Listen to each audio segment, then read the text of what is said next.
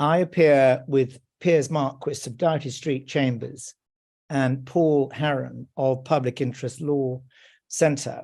And this is our closing submission for Tranche 1 of the Undercover Policing Inquiry on behalf of our three core participants, Richard Chessum, Mary, and Lindsey German.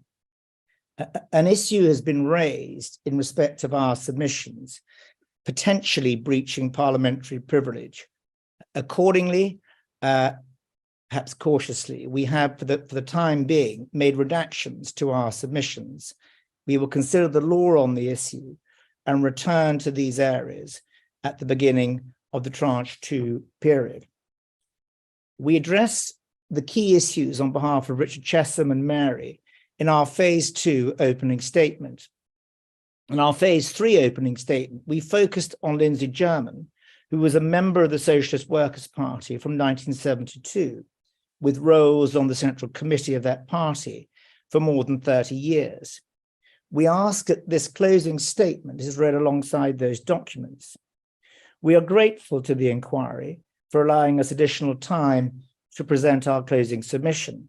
However, we ask those who are listening to consider this statement alongside the published written version, which is detailed, fully referenced, and available on the Public Interest Law Centre website. In this closing statement, we'll demonstrate 6 principal points. Number 1, the Rick Clark deployment was not simply an intelligence gathering exercise. It was designed with the knowledge and approval of special branch managers and MI5 to undermine a democratic organization. Point number 2, this undermining of a democratic organization was one of a range of countermeasures endorsed by government. Point number 3, post-1972, the principal purpose of the SDS was not to assist with maintaining public order. Its task, in conjunction with MI5, was to spy on citizens who were politically active, particularly in the trade union movement. Point number 4, government knew and approved, encouraged and enabled the continuation of the SDS. Point 5, from as early as 1975, the SDS management knew of undercover officer sexual relationships with their targets. And point number 6, the public were continually deceived by government as to the function and tasking of special branch. Part 1, the Rick Clark deployment. This inquiry started with a preconception that the deployment of HN 297, Richard Clark, Rick Gibson, was unremarkable. The evidence of Richard Chessum and Mary was critical in demonstrating that that preconception was misconceived, and that led to recognition from the inquiry that a mistake had been made in that prejudging of a deployment. That recognition was both welcome and encouraging. The known facts about Clark's deployment are as follows. He dishonestly appropriated the identity of a child who had died. He was deployed directly into a university with the Troops Out movement as his pre-deployment target. He established a branch of the Troops Out movement where one had not previously existed. He encouraged others to assist him in that endeavor. When they did so, he opened files on them and reported on them. In Richard Chessum's case, that led to his lifelong blacklisting. Clark spent time in the home addresses of these people, abusing their hospitality and embarking on sexual relationships with at least 2 of them. He rose incrementally to the top of the Troops Out movement, taking over higher positions of responsibility within the movement and undertaking executive actions that can only have destabilized it and were plainly likely to destabilize it. He then attempted to use that position to decapitate the whole movement, whilst ingratiating himself with Big Flame, and embarking on at least 2 further sexual relationships. He only stopped because his activity was discovered. Big Flame activists confronted him with his birth and death certificates. The outing of Richard Clarke was so significant for the SDS that it went down in SDS folklore and was used as a cautionary tale for decades. All of that is now established, and because it is established, a more important set of issues arises. In respect of each one of Clarke's actions and his objectives, the question is, why? Ultimately, why was this officer put where he was to do what he did? Richard Chessum was able to come to educated conclusions about some of the reasons for what Clarke did, basing those conclusions on his first-hand experience of the man and the movement, and on the documents that have been disclosed. Ultimately, Chessum could not give any definitive answer as to why, nor, of course, could Clarke himself. He died some years ago. Geoffrey Craft was the SDS inspector from early 1974 until some point in 1976, when he became the chief inspector, a role that he remained in until the autumn of 1977. He was therefore a managing officer of the SDS throughout Clarke's deployment, which lasted from December 1974 to September 1976. In addition, from 1981 to 1983, Craft was chief superintendent of Special Branch in charge of S Squad, with the SDS as his biggest responsibility. Craft was best placed to assist the inquiry in respect of Rick Clarke's remarkable deployment. Anything that is remarkable is likely to be memorable. We submitted over 70 pages of questions for counsel to the inquiry to ask Geoffrey Craft. Each question was supported by referenced documentary evidence, setting a context, foundation, and rationale for asking it. We have published the full set of questions on the Public Interest Law Centre website. Those questions were key to understanding both the Rick Clarke deployment and, because it was so significant, all of the deployments that followed. Because of that significance, we submitted those questions to the inquiry far in advance of the deadline for doing so, to ensure that they could be properly considered and included in counsel to the inquiry's questions. Many of the key questions were not asked. We don't know why. It may be that the inquiry already has in mind the documentary evidence and the strong inferences that can be drawn from them. But if there have been preconceptions about Geoffrey Craft, based perhaps on his career trajectory or the subjective character references of some of the officers who served under him, we asked the inquiry to exercise great caution. The Rick Clarke deployment is very important to this inquiry. It has far-reaching implications in respect of the use to which the unit was put and the tactics that it used. It will be very fortunate and convenient for many of the state corps participants if the inquiry were to find that Clarke was a maverick officer who was acting on his own. On the evidence, that is not a realistic conclusion. It is not sustainable to conclude that Clarke did what he did off his own bat or was running wild.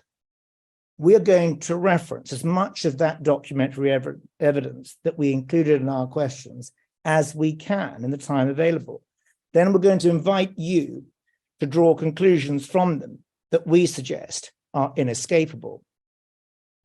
Positions of responsibility. The key aspect of Rick Clarke's deployment was that he set up a branch of the Troops Out movement and subsequently rose to the top of the movement nationally. Mr. Craft's position, as set out in his statement, was that he knew absolutely nothing about it. In his oral evidence to the inquiry, he conceded, as he had to, that if an officer were to take a position of high office in a political organization, that would risk influencing the freedom of expression and political action of the group. He was then asked the following question: Mr. Craft, if you had known that Richard Clarke had risen to high office in the Troops Out movement, including becoming the convener to the National Secretariat, would you have approved? Unsurprisingly, following such a leading question, he answered, no. That question is as interesting as the answer. It presupposes that Craft was telling the truth when he said that he knew nothing at all. It also presupposes that Rick Clarke did what he did without approval. These are dangerous preconceptions. They bury the truth. They set Rick Clarke up to take the fall for a deployment that did impact on the political action and freedom of expression of the Troops Out movement. They are as wrong as the preconception that his deployment was unremarkable. Chief Inspector Craft did know that Clarke had targeted the movement and set up the branch. He did know that Clarke had risen to the highest office in the movement, and he did prove it. He also did know that Clarke undertook a number of actions that inevitably impacted on the political action and freedom of expression of the movement. He approved that too. Of course, there's the obvious inconsistency between the account of a chief inspector maintaining that he employed the highest levels of monitoring and supervision, while simultaneously not noticing an officer's 21-month meteoric rise through the movement's hierarchy. To accept that will be stretching credulity. It's a breaking point. It's all the more incredible when one looks at Craft's account of how often he looked at the reports of his officers. He would only see reports if there was something particularly interesting in them, and would not sign them unless there was something specifically to sign. The fact is that the report from Clarke that dealt with his involvement in establishing the South East London branch of the Troops Out movement was so particularly interesting that Craft did indeed sign it off personally.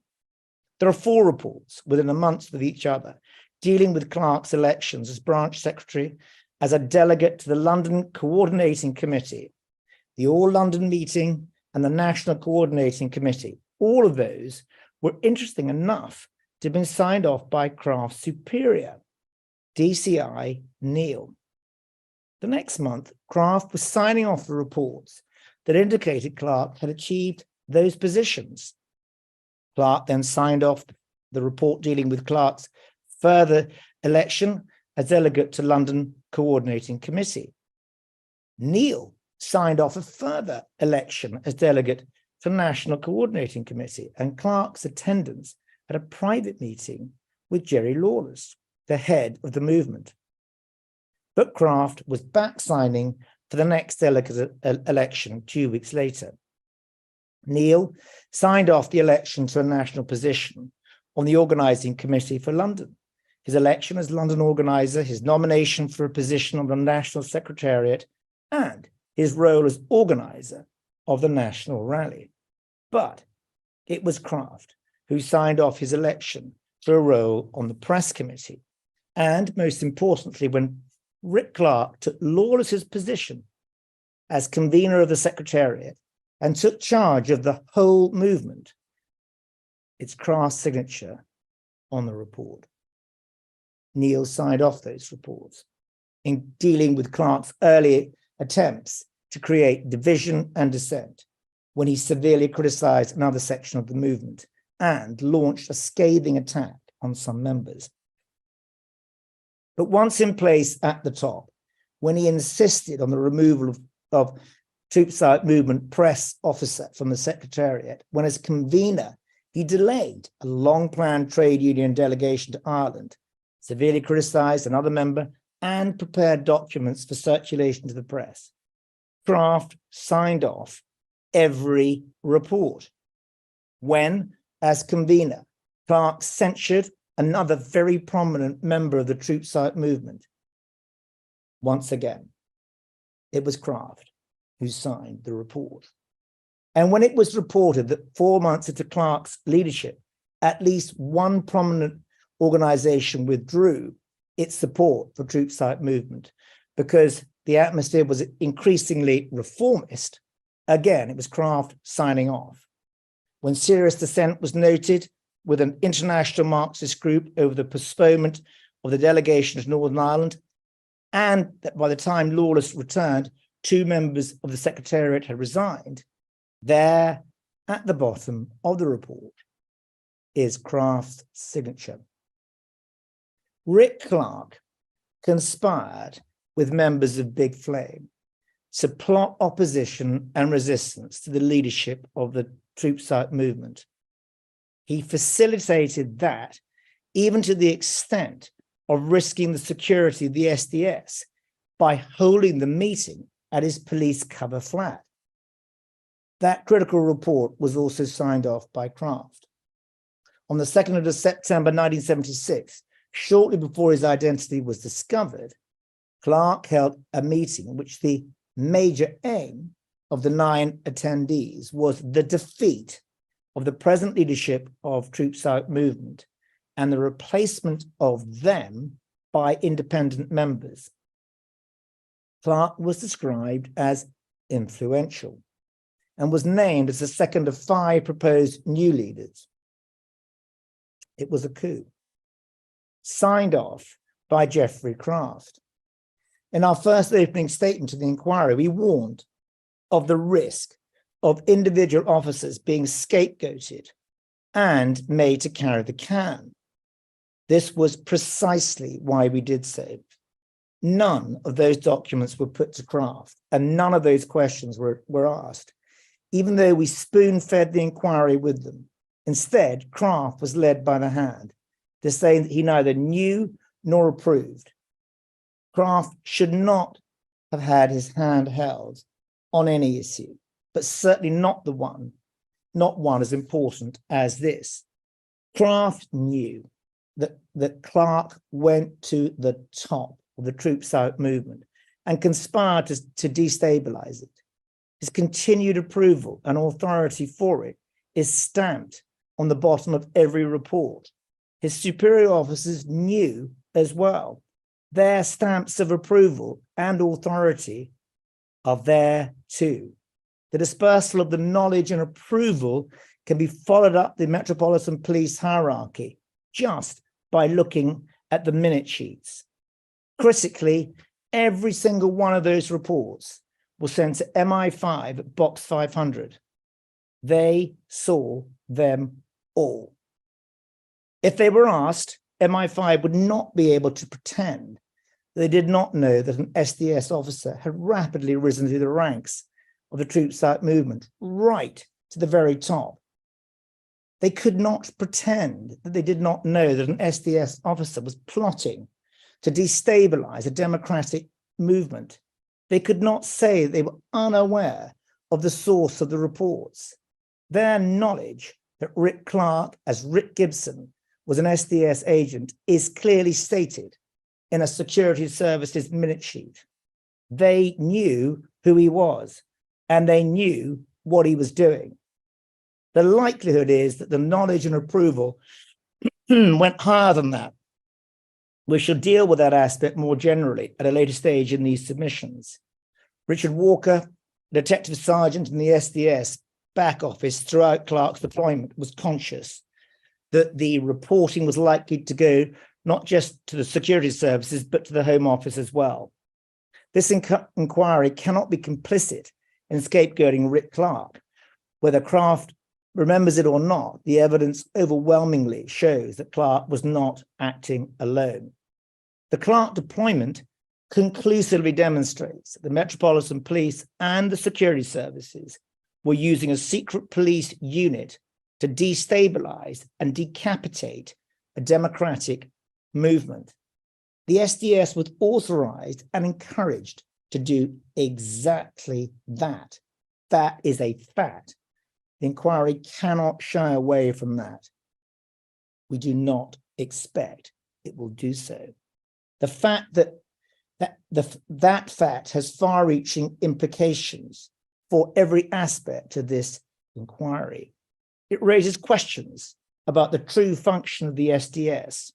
It cannot be argued that it was simply an intelligence-gathering organization when it plainly was not. Additionally, it raises questions as to the true state and purpose of the SDS. It's impossible to argue that this activity had any role in preventing disorder or countering subversion, however one chooses to define that conveniently fluid concept.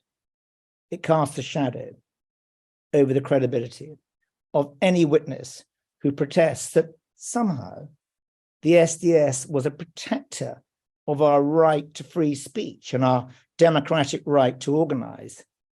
It is a stark reminder that dishonesty is the lifeblood of these people. They sought out a career that was founded on deceit, and their success or otherwise depended on how dishonest they could be. It puts a perspective on the tactics that were used by the SDS, be they the dishonest appropriation of dead children's identities, the cultivation of false friendships, or sexual exploitation of activists. A state that is prepared to undermine the very democracy that it loudly purports to be protecting is a state with very few qualms at all. The Troop Site Movement. The Troop Site Movement was established in 1973 as a campaign group whose aim was publicly stated and straightforward: self-determination for the Irish people and the withdrawal of British troops from Northern Ireland. Their methods were lobbying members of Parliament, drafting alternative legislation, and raising awareness with the occasional low-key demonstration, talks, and film screenings. It had already been infiltrated by the SDS when Clark was sent in. HN 298 Mike Scott was reporting on the movement in 1974 and was withdrawn after he broke his finger punching Jerry Lawless in the face. Very shortly after Scott stopped reporting on the Troop Site Movement, Rick Clark was sent in. We know there were other SDS infiltrations after Clark. Detective Inspector McIntosh, who served in the SDS between April 1976 and autumn 1979, noted the successful infiltration of the movement and implied infiltrations other than Clark in the period up to 1979. The SDS was certainly supplying the security services with intelligence on the Troop Site Movement in the summer of 1980. The officer concerned was involved enough to have been in closed meetings. It's referred to in a liaison file, but no disclosure has been provided in respect to the officer who sourced the information or his role in the movement. Towards the end of 1980, HN 96 Michael James began reporting on the Troop Site Movement, having been encouraged to do so by the SDS management. He was elected to the National Steering Committee in November and December 1981, taking the position of National Membership Secretary, second only to the National Convener. He reported on the Troop Site Movement from that position well into 1983. Mike Scott concluded that the Troop Site Movement had no subversive objectives and did not employ or approve of the use of violence. There is nothing in any of Rick Clark's reporting to suggest subversion or any public order risk. The same is true of the reporting of Michael James. Generally, there has been no reporting suggesting public disorder at any Troops Out movement event. Interestingly, Geoffrey Craft was the SDS detective inspector and chief inspector for both the Scott and Clark deployments. He was the chief superintendent of Esquad, with the SDS as his biggest responsibility in that role at the time of the James deployment. Craft himself agreed that the organization was not subversive and the public order risk was just in case, or trying, as he put it, to be ahead of the game, i.e., there was no public order risk, but it was conceivable that there might be one day. That argument might have a shred of credibility for a one-year deployment to assess a situation, but Craft had officers in there for at least 7 of the 10 years between 1974 and 1983. Clearly, there was no game to be ahead of. It's worth noting that under the just-in-case theory of public disorder prevention, Special Branch could try to retrospectively justify any infiltration of any protest or campaign group. There did not have to be a genuine risk of disorder or even a suggestion of one. Craft called this the ultimate defense line that would prevent any embarrassment if the SDS existence were ever to become public knowledge. Another way of phrasing ultimate defense line is ultimate excuse. And it is the excuse that we have heard repeated time and time again. Absent a subversion or a public order justification, the fallback justification for the repeated infiltrations of the Troops Out movement seems to be that it might have provided intelligence on Irish Republicans, particularly in the light of a policy decision not to infiltrate any actual Irish Republican movement. It was a soft option, along the lines of the policy decision not to infiltrate fascists because they were too dangerous and criminal for a police officer to infiltrate. An interest in possible Irish Republicans does not explain why it was that Richard Chessum, Mary, and countless others had Special Branch files created on them, and the detail of the minutiae of their lives passed on to the security services with life-changing consequences. It does not explain why authority and approval was given to undermine the Troops Out movement to the extent that it was undermined. If Big Flame had not discovered and outed Rick Clark when they did, there would have been a coup. It may or may not have been successful, but it would inevitably have had consequences for the movement. What is clear is that the Troops Out movement was riven to the extent that it was widely viewed as being too busy fighting amongst themselves to do any good work on the Troops Out issue. It had had undercover officers running the movement for at least 5 of its first 10 years. By the time they left, it was a shell of a movement. Its registered office was a council flat just south of King's Cross. Tragically, more than 3,500 people lost their lives in the Troubles before the troops eventually left. Mary. There are a number of inconsistencies at the heart of Craft's evidence about sexual relationships. On the one hand, Craft emphasizes careful recruitment of SDS officers based on the results of their vetting and their good reputation within a small special branch where everyone had a reputation very quickly. On the other hand, Kraft claims not to have known about Richard Clarke's reputation within that same small special branch, as being a bit of a lad, a womanizer, and a carnivore, despite evidence of it being generally well known among the existing SDS officers. Kraft emphasizes the very close officer supervision and close camaraderie of the SDS, yet claims to have had no knowledge of any sexual relationships at all, despite the proliferation of them under his command, and two officers being honest enough to say that managers knew, either with certainty or in all likelihood.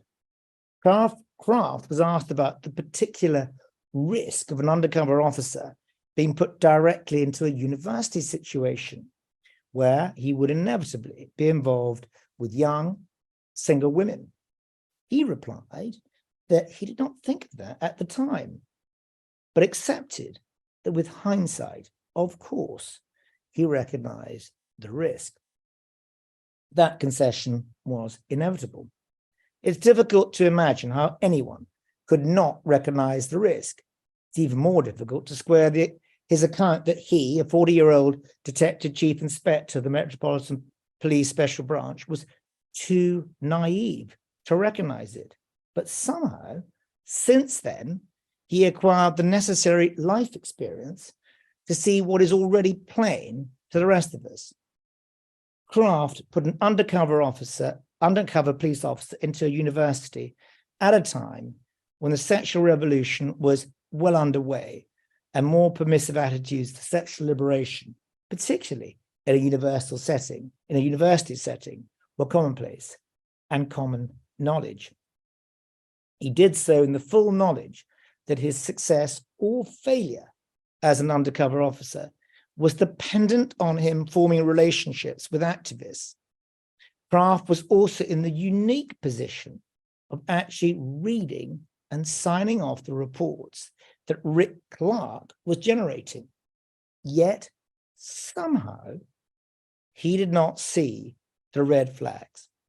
Clarke's first 6 reports included personal details of single female students and made it plain that he was spending time at home with them. You don't have to be a detective, let alone a detective chief inspector, to have an alarm bell ring when those reports arrive on your desk. Every one of those reports was signed off by Chief Inspector Kraft at a time when he was closely monitoring his officers, particularly one who'd only just entered the field.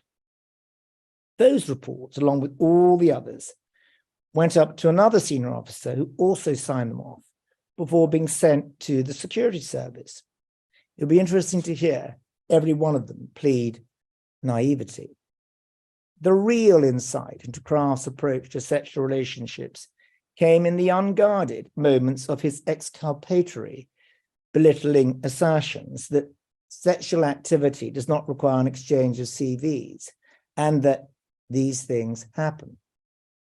The truth about his recognition of risk came in his acknowledgement of what he actually saw as an inevitability. How does one prevent it? The line between an accepted inevitability and knowledge is very thin indeed, particularly for an organization that mastered in deceit. I had no qualms about using people generally. Graham Coates, HN 304, had no doubt that all of the SDS managers were aware of Rick Clarke, having had at least one sexual relationship. It was made quite plain with jokes and banter that they knew, we knew, and management knew what was going on. Kraft used repeated denial as his own ultimate defense line, in the same way that he denied all knowledge of the anti-democratic activity that he repeatedly signed off. Big Flame and Rick Clarke's discovery.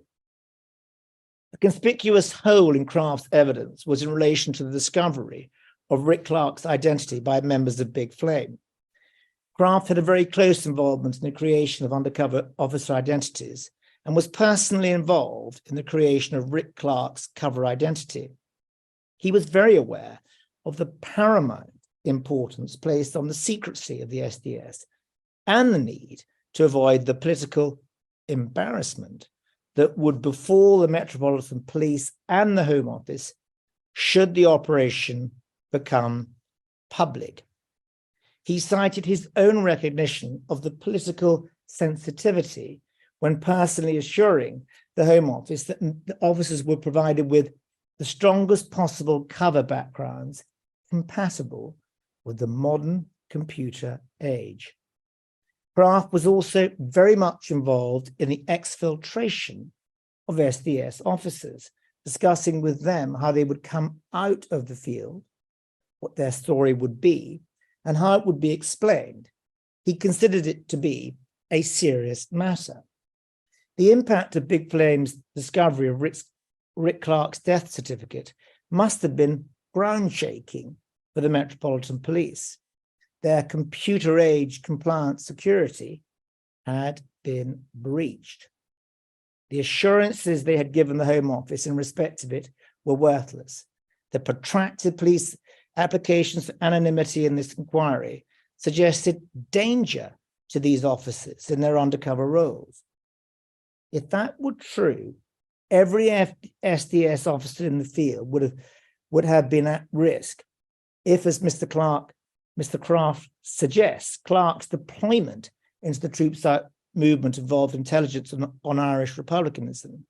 The police would have been fraught with concern about repercussions.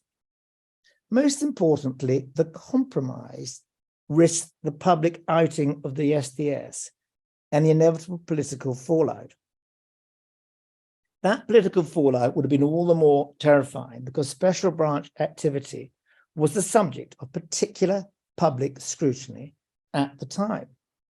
The impact would have been all the more significant in the context of a deployment into a broad-based single-issue movement that could not be justified on either subversion or public order grounds. It was also in the context of an officer who'd been engaged in blatantly anti-democratic activity within the knowledge of those who outed him and with a paper trail that confirmed the knowledge and approval of both the Metropolitan Police and the security services. There would have been heads rolling all the way up the hierarchy. How far up it went would have only depended on the extent to which it could be covered up. For Kraft, as the chief inspector in charge, it would have been career-ending. He would have been remembered as the officer who presided over the demise of the unit. A full decade later, in June 1986, Special Branch was so concerned about the details of Rick Clark's deployment being made public that the commander issued a memorandum directing the attention of all officers to Richard Chessum, warning them that he was speaking to a freelance investigative journalist about Clark and Big Flame. We did not know exactly when in 1986 Mr. Kraft retired, but if he was still working in the summer of that year, he himself would have received the alert. The incident was such a key moment in the SDS history that 20 years later, every single officer was familiar with the story of an SDS officer being confronted with his own death certificate. And yet the statements of the two officers in charge of the SDS at the time, Detective Chief Inspector Kraft and Detective Inspector McIntosh, are silent on the issue. Conspicuously silent. The only reference Kraft made to the compromise in his statement was a single sentence in the middle of a paragraph on officer welfare. He referred to an occasion Rick Clark thought he had been rumbled and was called to a meeting in a pub. In the section on the use of deceased children's identities, there is no reference to it at all. McIntosh started in the SDS in April 1976 and was well in place and working in September 1976. In his statement about exfiltration generally, he said, "I do not remember one exfiltration causing any trouble at all."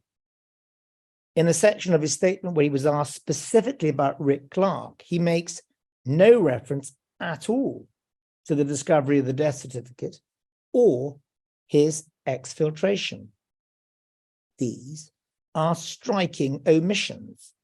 Senior officers who are at best being deliberately unforthcoming. Coupled with that is the bizarre insistence from both officers that neither of them recalls ever having worked with the other. Despite there being an 18-month period when they were together in charge of the SDS, Kraft states he did not overlap with Mackintosh at all in the SDS. And Mackintosh states he does not remember ever working with Kraft. They clearly were working with each other, and they were definitely working together in September 1976, the very month of Clark's outing. There is documentary evidence to put that beyond question. Kraft maintained his memory block throughout his oral evidence and was unable to explain it, but conceded in the face of the documentary evidence that they must have been working together. Mackintosh began by maintaining his memory block. He put it down to being away for long training courses during his deployment when he would have overlapped with Kraft, particularly for major incidents. That account does not correlate with the actual periods of training that Mackintosh is recorded as having done, which only account for 4 months of the 18-month overlap, and which took place in the year after the outing of DC Clark. However, almost imperceptibly, Mr. Mackintosh slipped up in the middle of his evidence. Having maintained his zero recollection of working with Kraft, he was asked some questions about the management style of DCI Mike Ferguson. He was asked if he recalled Ferguson's rigorous testing of new officers on their identities. Was that something common? Did Mike Ferguson tend to do that with undercover officers when they first started? His reply, Jeff Kraft as well. In a split second, he let it be known that he remembered working with Jeff Kraft only too well. That slip was not followed up by counsel to the inquiry. That's unfortunate, because a contrived mutual memory loss is very convenient. It prevents questioning an inquiry on the way in which management discussed and decided to deal with events as significant as Rick Clark's outing, or very shortly afterwards, in November 1976, the antics of HN 300, Jim Pickford. Both Kraft and Mackintosh did expand on their recollections of the Clark outing in their oral evidence. Both recalled going to a pub because Clark had been uncovered. Kraft said he'd gone with Derek Neal, that Clark had given an excuse that Big Flame appeared to have accepted. All appeared to be well. He and Neal had debriefed Clark the following day and decided to withdraw him anyway. Essentially, Kraft downplayed the problem and put himself with a more senior officer who is now dead and therefore unable to assist. Mackintosh said he had gone with a surveillance team. He did not know any details of the potential compromise. He illogically prevaricated on Kraft's presence or otherwise, presumed that Jeff Kraft had dealt with it with another unnamed member of staff, which was why he said he did not remember working with Kraft before remembering it, at least to the best of his belief. He accepted that it was an event of great significance operationally, that without doubt the SDS would have been very concerned about it. He just said it had nothing to do with him. Both were reluctant to refer to the production of a death certificate. Kraft did so obliquely when pressed. Mackintosh maintained that he was not aware of one being produced at the time. Neither account was credible, but both were framed to ensure that any questions on the internal inquiry into the reason for the compromise were not going to lead anywhere. Fortunately, there's an official confirmation of both production of the death certificate and how disturbing the compromise was for the Metropolitan Police senior officers. Mr. Craft's account that Clark came out of the pub giving no indication of any concern, so they waited until the next day for a debrief and then decided there was little point in leaving him out there, does not fit any of the surrounding circumstances. Richard Chessum's account, albeit second-hand, that Clark went white as a sheet and that his cover flat was stripped overnight is a response that's far more in keeping with the reality of the fear that must have gripped the SDS. This was the biggest risk to their security until the True Spies program. There must have been extensive internal inquiry. Clark must have been asked how it was that he came to be rumbled, and his account must have been vigorously examined. Bearing in mind that Craft was aware that people did talk all the time, and the SDS was much more open than Special Branch, they must have asked other officers what they knew. Clark told several officers that 2 sexual relationships had led to his compromise. At least 2 officers gave evidence about that account in the closed hearings. One of them gave a character reference for Craft, unable to believe that he would have known. Another believed that it was generally well known among the existing SDS officers, including at least some of the managers. The latter would have been consistent with the Graham Coates account of wider managerial knowledge. HN 126 Paul Gray confirmed when he joined the SDS just 1 year after Clark's exfiltration, the unearthing of the death certificate was very much in the minds of all officers when they joined the squad, and that he was aware that the security breach was said to have come about because Clark had an affair with an activist. A further strong indicator of wider managerial knowledge of the sexual relationships leading to the compromise comes from the method of Clark's exfiltration. Commander Watts urged that Clark's withdrawal must be under suitable cover, i.e., using appropriate methods to ensure that his tracks were covered. A key feature of that cover was Clark sending a note to one of the women that he'd had a relationship with, giving a false explanation as to why he had suddenly left. There was no exploration of that with Craft, despite his close involvement in exfiltration tactics. The documentary evidence conclusively demonstrates that Clark was not a maverick officer acting in isolation. A conclusion that this letter was unauthorized and sent without managerial knowledge would be as suspect as a conclusion that his anti-democratic activity was similarly unknown and unapproved. The Rick Clark letter was not an outpouring of honesty, revealing his true status and expressing his heartfelt regret. It was a tactic designed to reinforce the lie underlining the exfiltration and therefore to prevent further inquiry from activists. It was part of Clark's suitable cover. Ultimately, the cover worked, of course, despite what Craft referred to as the ingenuity of the sinister big flame. Clark was not publicly uncovered as an SDS officer. The letter-writing tactic lived on. In the postcard sent to Madeline by Vincent Harvey, and the many letters that were sent to the victims of undercover officers thereafter, in the circumstances of the Clark compromise, that letter is the evidence that breaks through the thin line from an inevitable risk of sexual relationships into definitive knowledge of them. The Rick Clark deployment is indeed remarkable.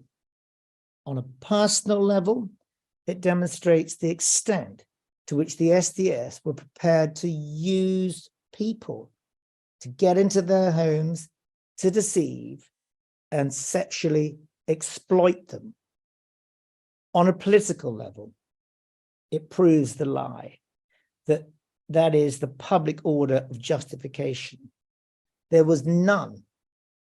It proves the lie that a subversive was anyone other than someone who was opposed to state interests. in this case, the single issue of demilitarization. It demonstrates that SDS deployments were being used for far more than simply intelligence gathering. And finally, it shows who was pulling strings. Part 2, masters and servants.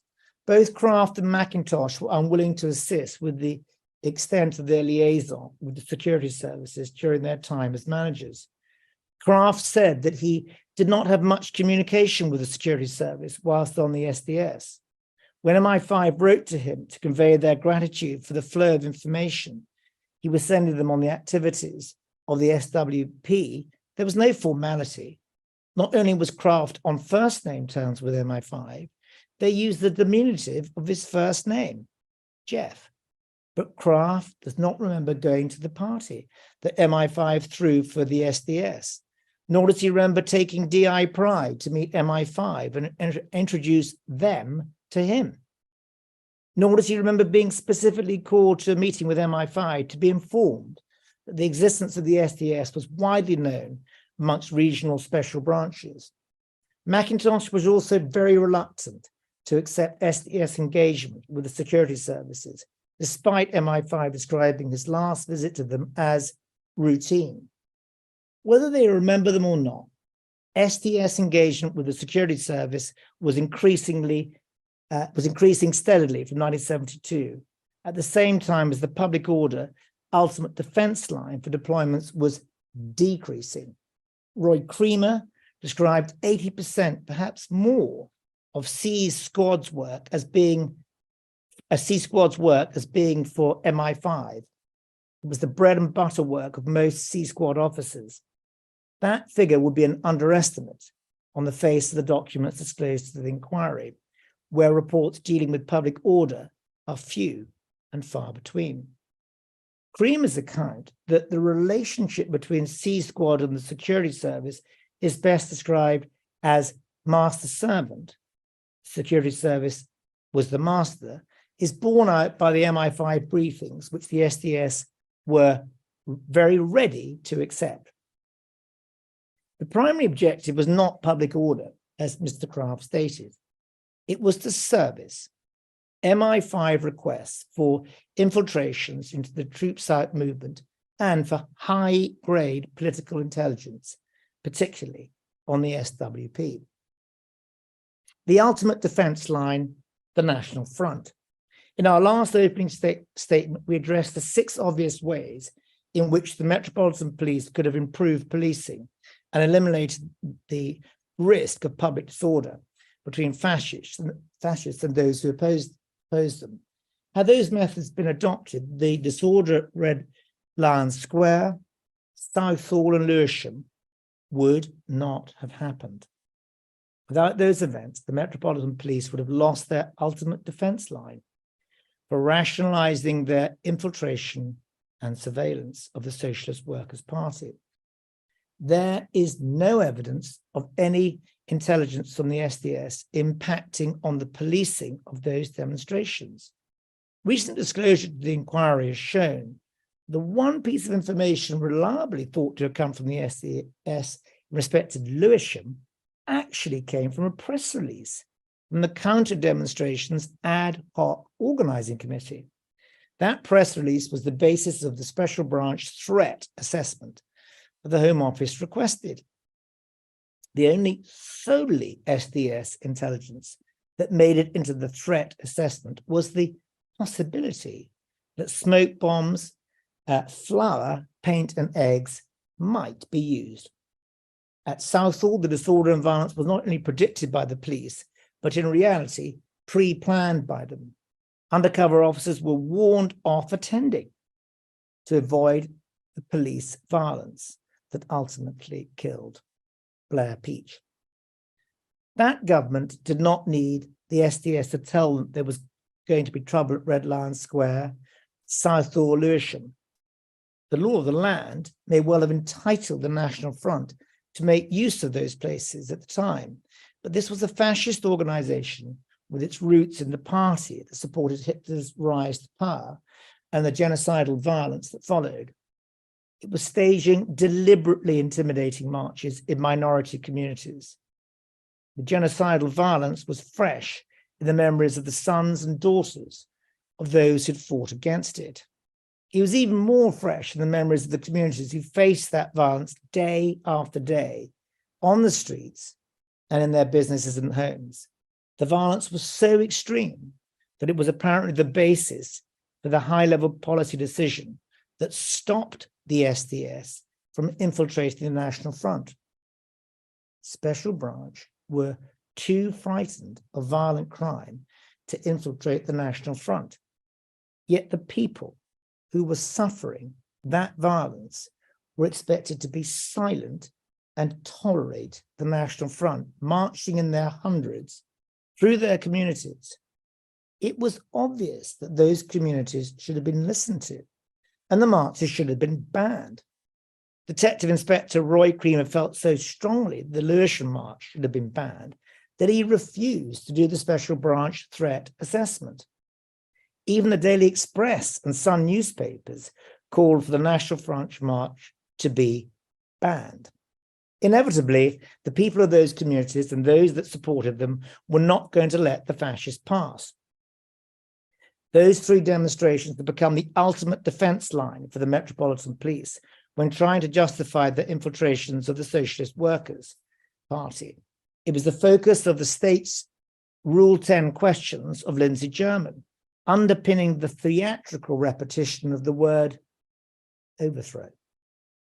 There is no Metropolitan Police acknowledgement of expulsions of squadists or the policies of discipline stewarding that the undercover officers themselves were sometimes involved in. There is no acknowledgement of the contemporary police recognition that the Socialist Workers' Party does not get involved in violence as an organization. Of course, there's no reference to the community, campaigning and political work the Marxist left did to counteract the fascist threat. There is certainly no acknowledgement that the threat of the National Front only finally subsided because the Anti-Nazi League held firm against them. The National Front had the destruction of any form of democracy as a primary intention. Their action throughout the Tranche 1 period was a clear threat to public order. It was also politically violent. They were following the Nazi playbook from the early 1930s by attempting to dominate and control the streets. Fascist activity therefore fell within Special Branch's remit. However, it was defined from the 1967 tasking and the Denning definition to the 1970, 72, and 84 adaptations, all of which we deal with below. The lack of SDS interest in fascists was doubtless in part due to fear. The institutionalized racism at the Metropolitan Police inevitably also played a part. The racist language used in many of the SDS reports firmly indicates a mindset that was shared by the National Front. Infiltrations of fascists that generated the scale of personal data that was obtained on the left would have caused such vetting problems for the Metropolitan Police, they would have struggled to fill their own ranks. But the cabinet disclosure points to a far more significant rationale for the lack of SDS infiltration of fascists. They were anti-trade union. Fascists had no interest in furthering their aims to an industrial context. Following the successful strikes of the miners, dockers, and building workers in 1972, the government's primary focus in relation to intelligence gathering was on trade unions and industry. The Socialist Workers' Party and militant trade unionists campaigned for better wages and against national wage restraint, unsafe working conditions, unemployment, and poverty. Ultimately, those campaigns led into national actions against wage restraint and restriction of trade union organizations. This inevitably impacted on the concerns of big industry and national government. Subversives. In our opening statement to the last phase of the inquiry, we undertook an analysis of the way in which the state shifted the role of the Metropolitan Police away from policing duties into political policing duties. we emphasised the starting point in 1967 that special branch officers were tasked with the preventions of crimes directed against the state. A clear task, entirely consistent with the established principles of policing. That was followed by the shift in 1970 with new terms of reference to defending the realm from actions of persons and organizations which may be judged to be subversive of the security of the state. This was a job description taken directly from the Security Service Directive of 1952 from the then Home Secretary, David Maxwell Fyfe. The shift was accompanied by a definition of subversive behavior that was intention specific and designed to be loose and capable of wide interpretation. Broadly speaking, any organization or individual whose purpose is the undermining or overthrow of the established democratic order. Those terms of reference were classified, confidential, and never released to the public.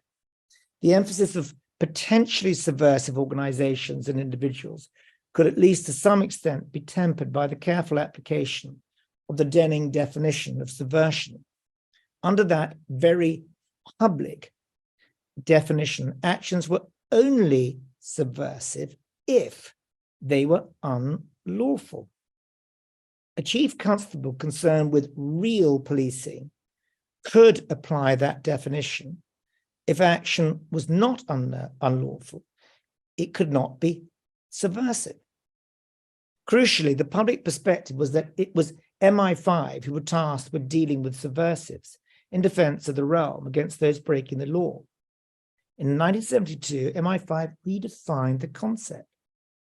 Subversion became activities threatening the safety or well-being of the state and intended to undermine or overthrow parliamentary democracy by political, industrial, or violent means. That definition was given some forced legitimacy in 1975 when the Security Service briefed it for adoption by the House of Lords, branding it the Harris definition, a misnomer for what was in reality the MI5 definition. Importantly, that public rebranding included reassurances the definition only applied to those who broke the law, because the freedom to join together to express and further views was fundamental to our democratic traditions. People could sleep easily, secure in the knowledge that what was happening in the United Kingdom was so very different to what was happening with the Stasi in East Germany. Later, in 1979, Leon Brittan attempted to calm concerns about a rampant special branch by stressing a strict application of the MI5 definition. Before they could be called subversive, a person or group had to have a desire to overthrow that state and be an actual threat to the state. Like Lord Harris, Britain stressed that special branch was concerned with offences against the security of the state, implicitly equating subversion with terrorism, thereby reinforcing the fallacy for the consumption of the public that in Britain, police only dealt with crime. This was retrospective window dressing and a cover-up. There had been no strict application, and neither would there be. The state was fully conscious that the reality did not match the facade. It was appropriately Orwellian that the delayed special branch guidelines were finally published by the Thatcher government in 1984. Those guidelines were carefully constructed to continue with the deception by once again implicitly equating subversion with terrorism, at least as far as the public were concerned. The confidential correspondence accompanying the guidelines made it clear that the MI5 definition had never been read to include an actual threat to the state. The Home Office assured every chief constable that an organization currently operating within the law may nevertheless be subversive because its long-term aims satisfy the definition. Crucially, the guidelines were widely drafted with the clear but secret intention of enabling the police to continue to target those who were not engaged in subversion as long as they may become subversive in the future. In other words, those who were potential subversive.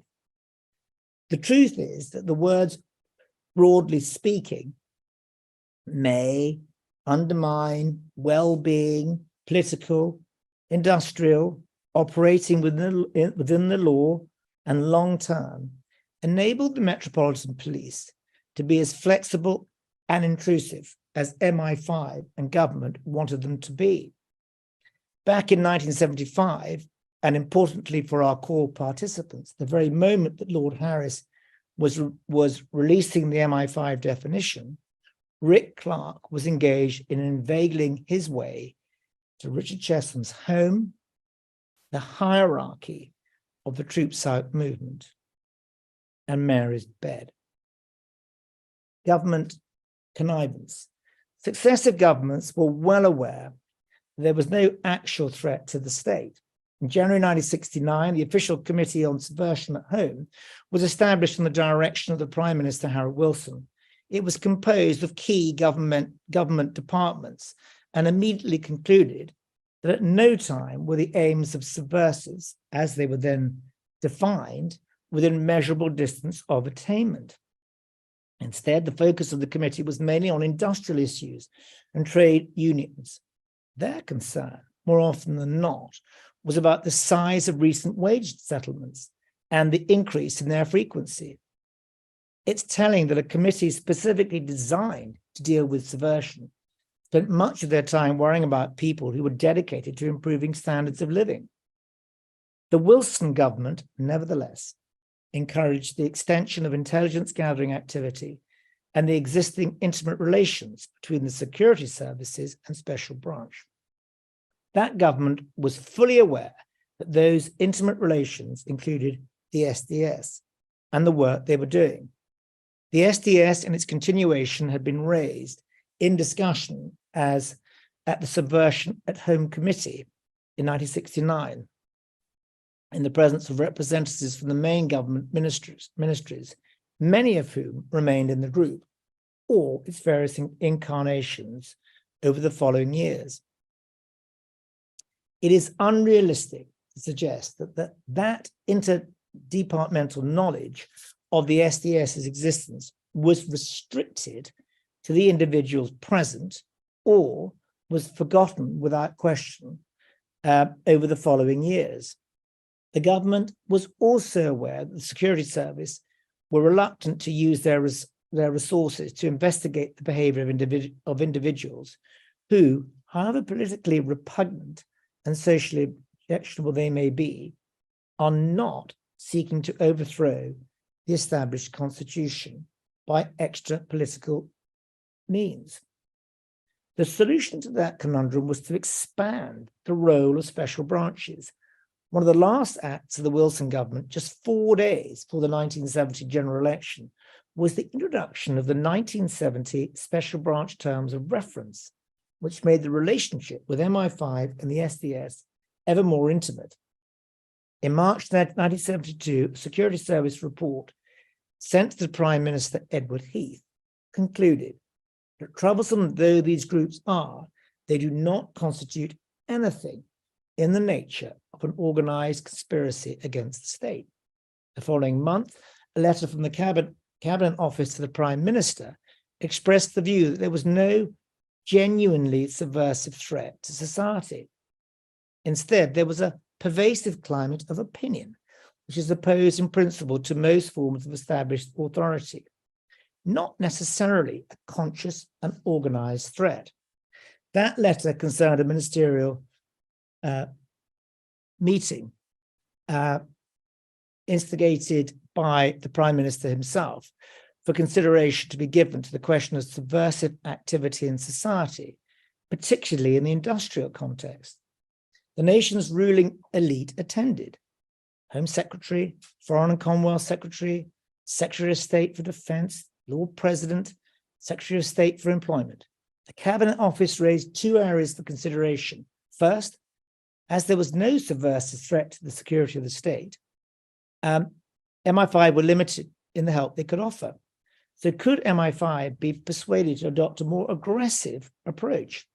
Secondly, could the government respond to the reluctant conclusion that there was no threat with pervasive, oblique, and unattributable action, sometimes supplemented by more covert forms of activity? The conundrum was the same as that faced by the Wilson government 2 years before. The response this time was to change the definition of subversion.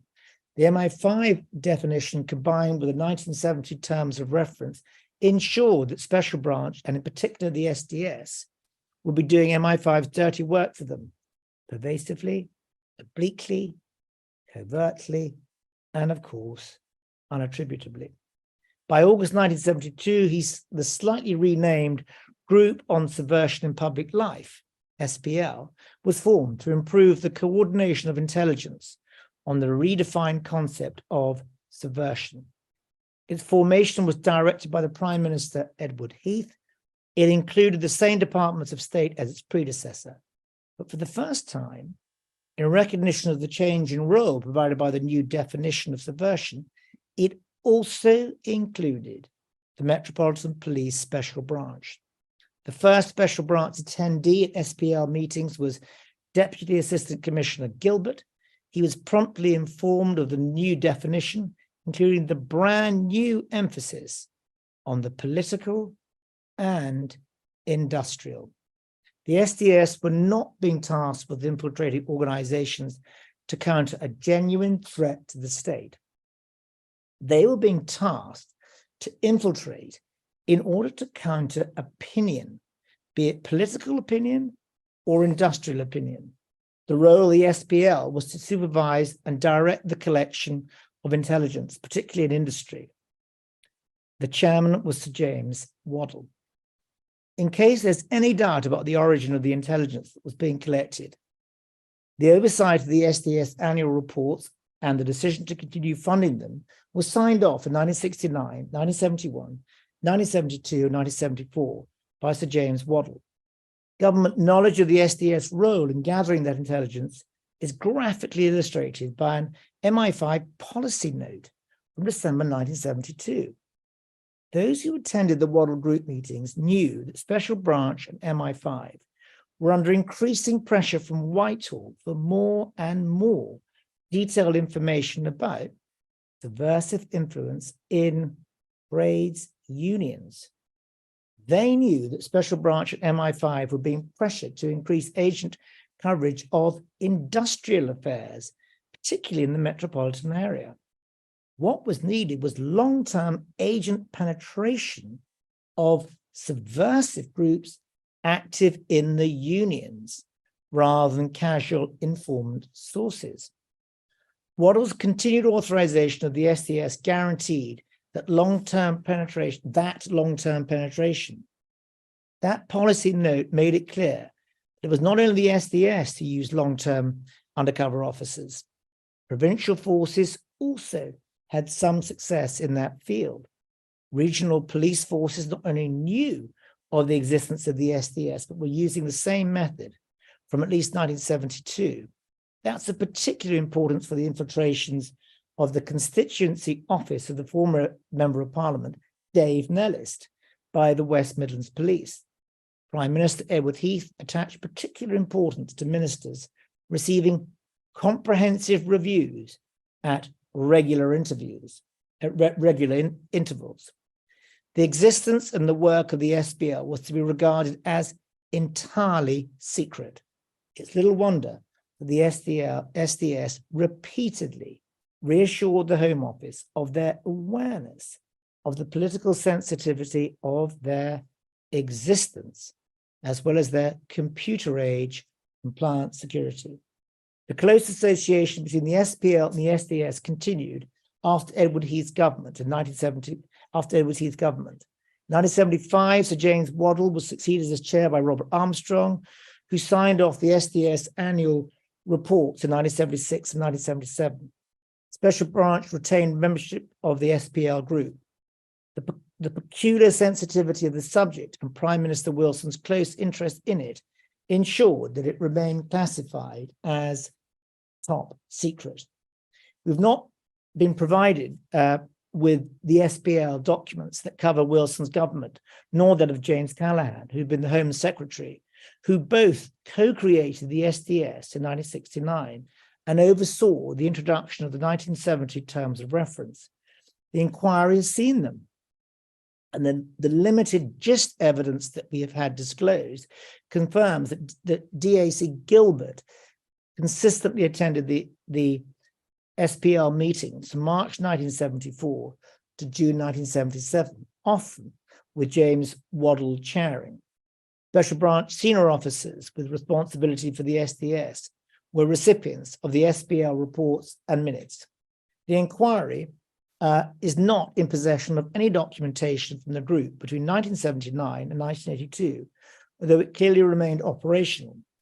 However, in December 1979, the Security Service rebuffed any discussion about amendments to the Special Branch terms of reference by arguing that the then Home Secretary, William Whitelaw, had no doubts about the work being carried out by special branches, including the work for MI5. Whitelaw was de facto Deputy Prime Minister to Margaret Thatcher. Whitelaw's successor, Leon Britton, had a very strong interest in the 1984 Special Branch guidelines. His role in both their drafting and the tactical considerations surrounding their disclosure to the Home Affairs Select Committee suggests that the appetite for intelligence or potential subversives has certainly not declined.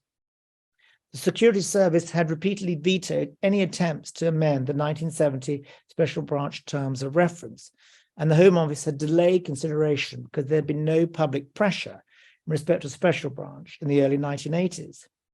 That changed in early 1984 when a working party of the police panel of the Association of Metropolitan Authorities started asking awkward questions about Special Branch conduct.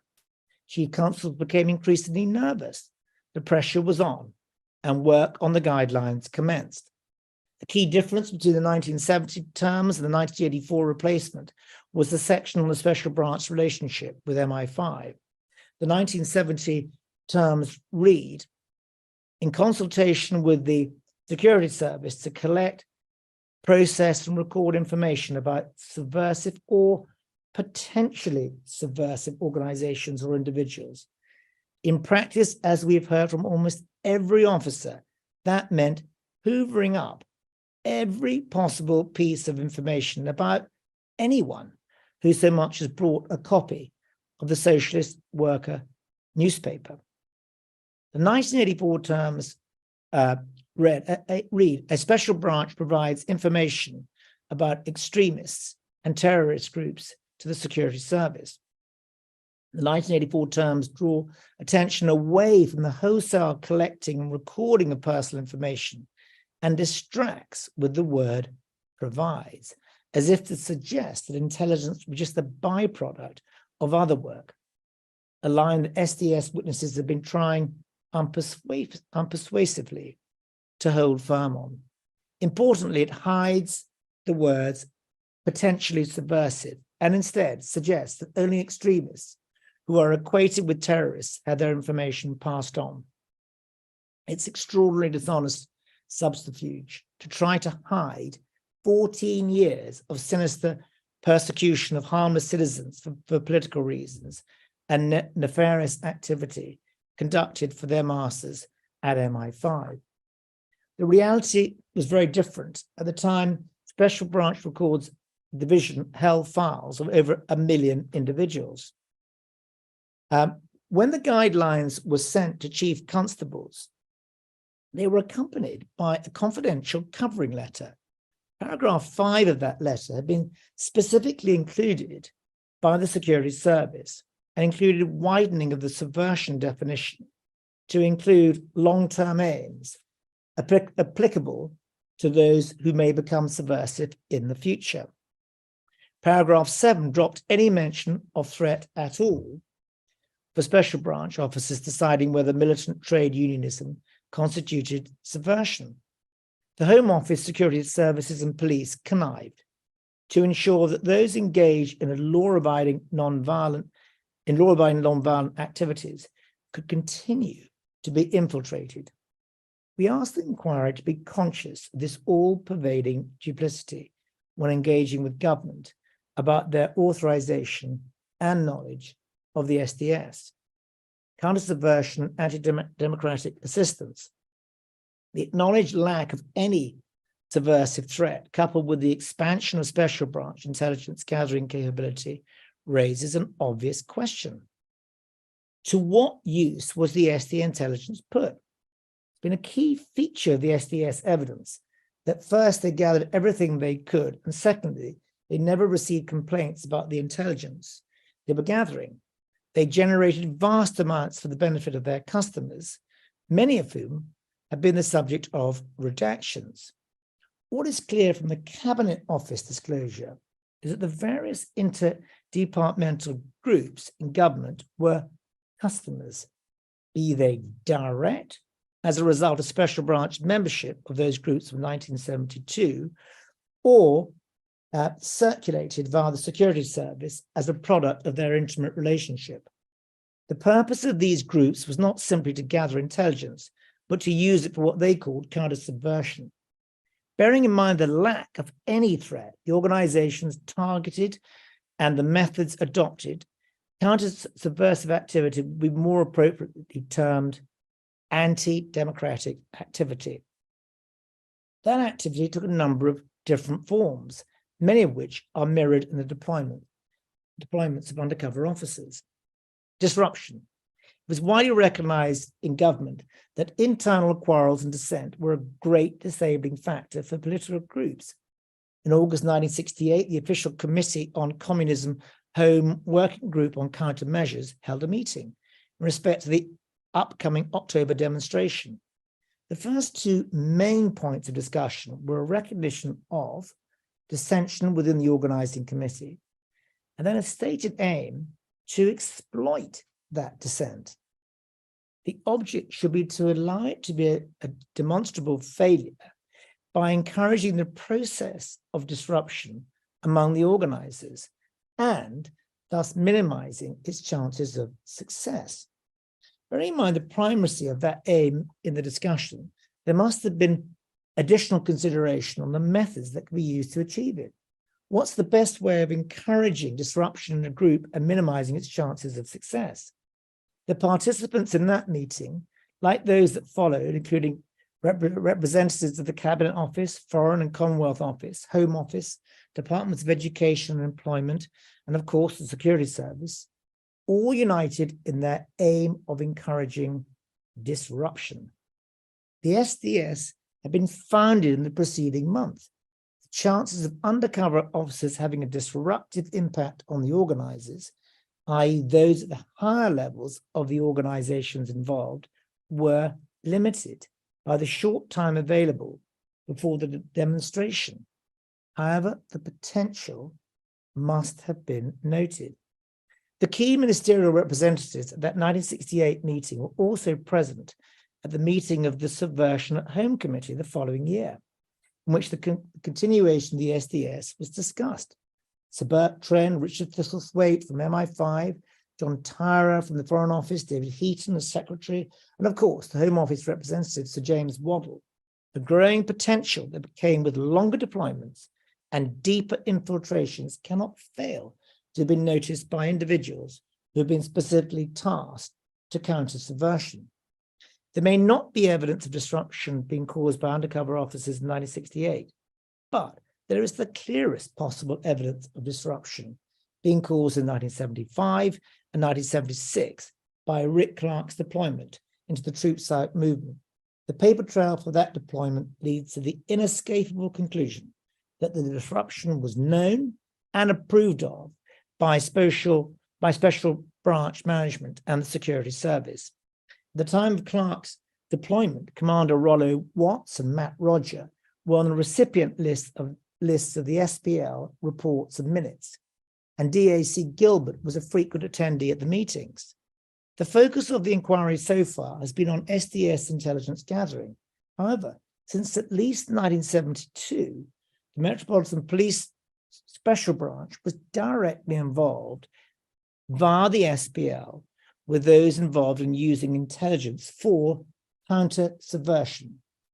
Further, and very importantly, at some point between 1970 and 1984, the general remit of the Special Branch in respect to subversion changed. In 1970, Special Branch was tasked with gathering intelligence for the Security Service. By 1984, the tasking was widened to include not only intelligence gathering, but also assistance. The Clark deployment stands out as a demonstrative example of assistance in counter-subversion by disruption and destabilization. There is nothing comparable in any of the other undercover deployments in Tranche 1. It may be that as an overconfident deployment that nearly ended in disaster for everyone, from the SDS up to government, a decision was taken to tone down that kind of activity. It may simply be that the example stood out because the Troops Out movement as an umbrella organization was an easier target for disruption than others. The larger Democratic Centralist Socialist Workers' Party, for example, would have been a much harder target. The Clark deployment is not the only example of assistance. Another much more proximate to the 1984 guideline drafting is the Security Service liaison note, detailing a meeting between MI5 and Chief Inspector Short of the SDS in 1983. MI5 passed on a brief to the SDS on instructions in respect to the Socialist Workers' Party. Short informed MI5 that Phil Cooper, HN 155, who had infiltrated the Socialist Workers' Party headquarters, is brewing a row at HQ. That line, though short, is important. First, it is directly indicative of assistance rather than intelligence gathering. Secondly, it is an example of disruptive assistance aimed at the SWP. Thirdly, it was relevant enough to the SDS MI5 relationship for a chief inspector to refer to it and MI5 to note and record it. Fourthly, the fact that the row was brewing demonstrates that it was an ongoing action. The reference to it and noting of it are plainly indicative of approval. Finally, for a chief inspector to know of the disruptive assistance, it must have been reported to him. The lack of additional supporting evidence does not mean it did not happen. It shows that the reports have not been disclosed by the Metropolitan Police or MI5. The best way to ensure that the inquiry concludes that there is no evidence of an activity or tactic is to provide no evidence of it. Membership, propaganda, and electoral interference. It's no coincidence that Special Branch membership of the Committee on Subversion and Public Life immediately followed the introduction of the MI5 definition and its focus on political and industrial activity. The very first report the Special Branch received from the SPL was titled "The Impact of Subversive Groups on Trade Union Activity."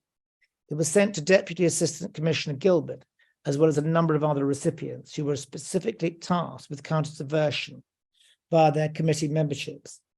A significant focus from the perspective of Special Branch in the SDS was on the Socialist Workers' Party. In particular, their main objective to attract new recruits by the virulence of their propaganda. This was followed by some detail on the circulation and influence of the Socialist Worker newspaper, which contributed to the propagation of militant attitudes in industry generally. The emphasis was on the first, the ability of the Socialist Workers' Party to increase its membership, and secondly, the quality and effectiveness of its media. The membership figures of the Socialist Workers' Party were a constant fixation of government. Equally, the media more generally was a fascination for the various counter-subversion groups. The Cabinet Office documents detail a number of examples of government manipulation of the mainstream media to further its ends. It's not a surprise that government was so fixated. The Socialist Workers' Party were not advocating a putsch, they were advocating a process of heightening awareness and winning people over to try to achieve a more democratic society. A significant part of that campaigning work in and around 1972 was in industry, was proving very effective. The study of the range of possible counter-subversion measures must have included consideration of methods to limit party membership and newspaper circulation. It's no coincidence that post-1972, a large number of the many SDS officers who infiltrated the Socialist Workers' Party took positions as either membership secretaries or newspaper organizers. The officer tendencies to downplay these roles as menial are in conflict with the government's preoccupation. They were key roles. The role of the membership secretary in an organization is not to simply record membership, but to engage with and encourage that membership. The role of the paper organization in the Socialist Workers' Party was to promote the sales of the newspaper, which was the foundation on which the party was built. It's a very, very central role. The SDS taking positions of responsibility within organizations fitted the government requirement for pervasive, oblique, and unattributable action.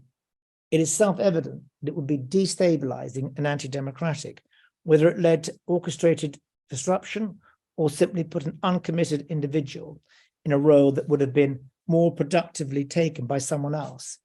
The latter was consistent with the government view that low-level counteraction was often effective. Trade unions.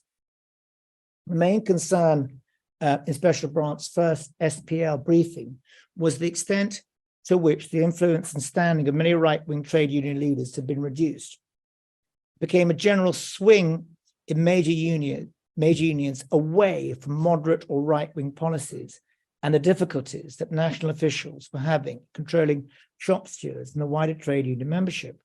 The government problem was with trade union militancy and the challenge it raised to their social policy and state legislation. Government's clear aim was to put an end to it. Secret counter-subversion documents boasted about the success that government had had in 1971, included in influencing certain key trade union elections. But the successful strike action of 1972 had shown that electoral interference in the trade union was not enough. The rank and file and unofficial factory-based leadership were immune to it. The government had difficulty putting agents directly onto the shop floor. Certain parliamentarians and trade unionists were very alive to the threat.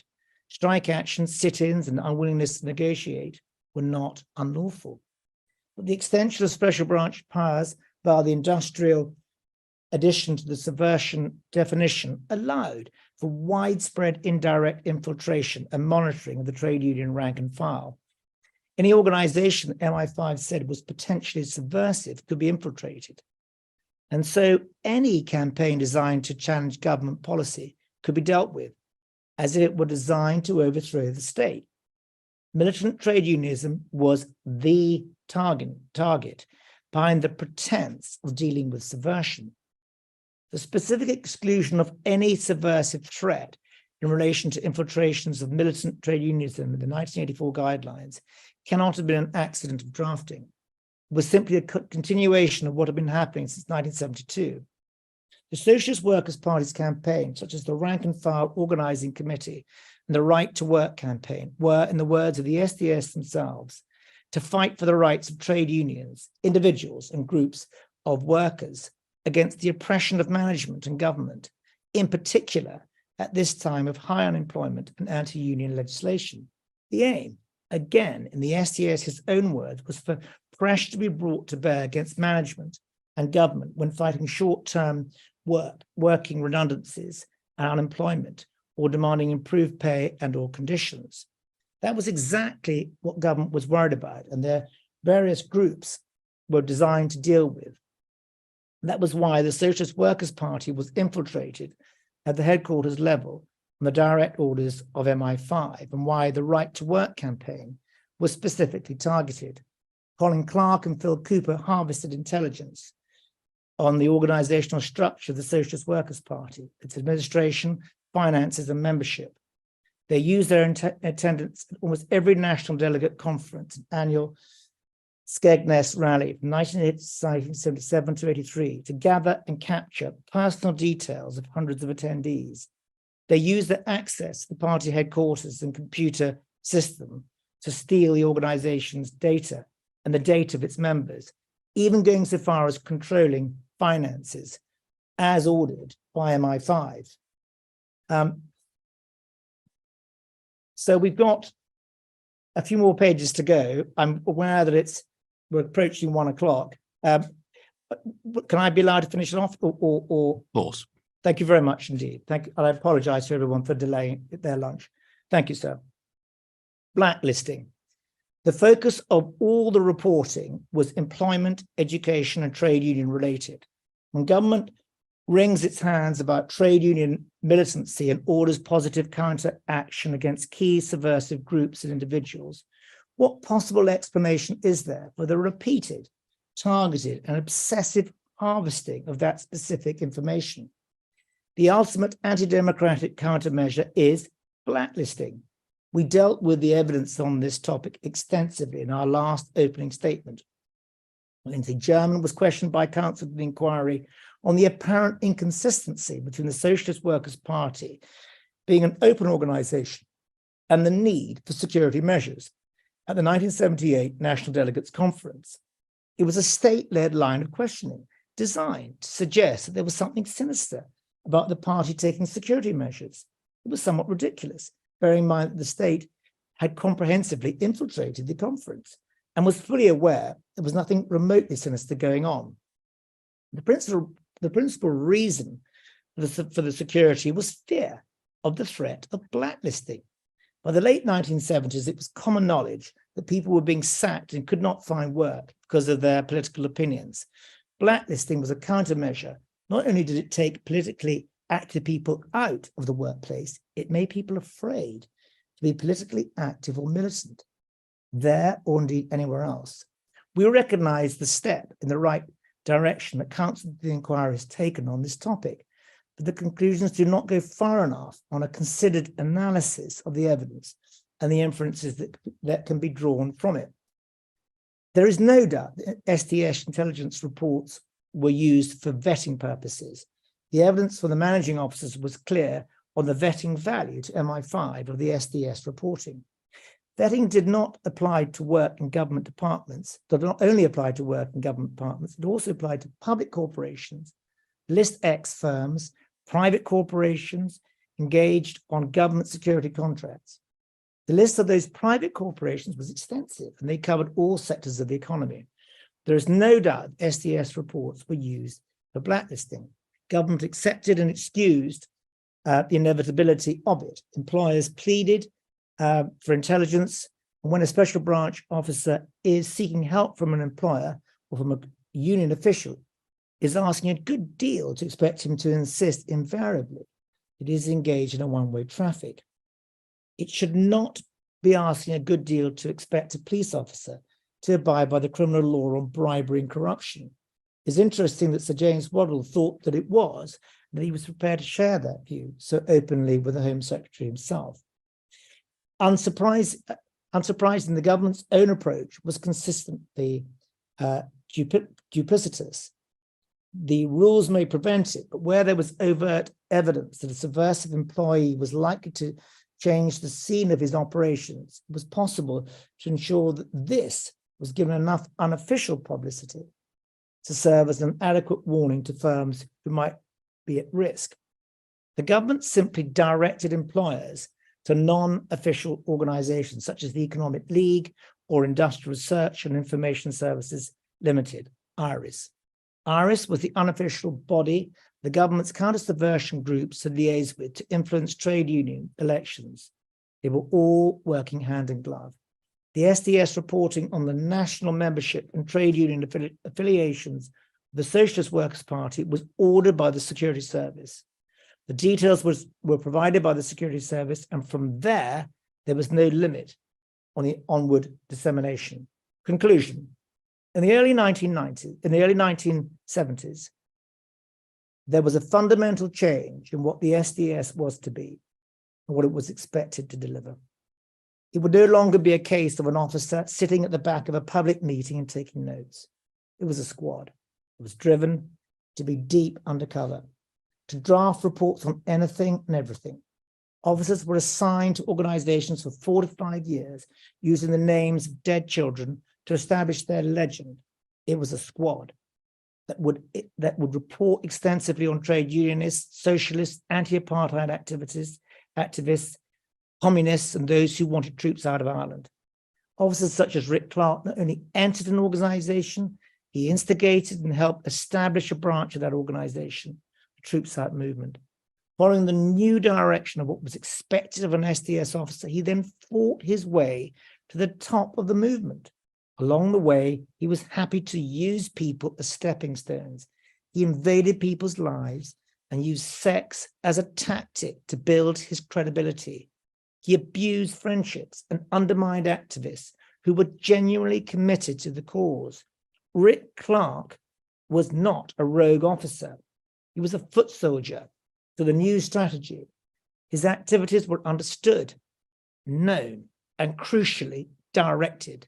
They became a blueprint for officers as they joined campaigns and political parties and moved their way to positions of influence. Rick Clark is important to this inquiry as an example of what was to come from the early 1970s. He represented the new strategy of not just the SDS, but the British establishment, an establishment that had already opened 1 million files on its citizens. The disclosure we have reviewed demonstrates that political policing was organized on a scale that should shock everyone, not just because of what was being done, but the impact it had on the lives of ordinary people. It was surveillance and spying on an industrial scale.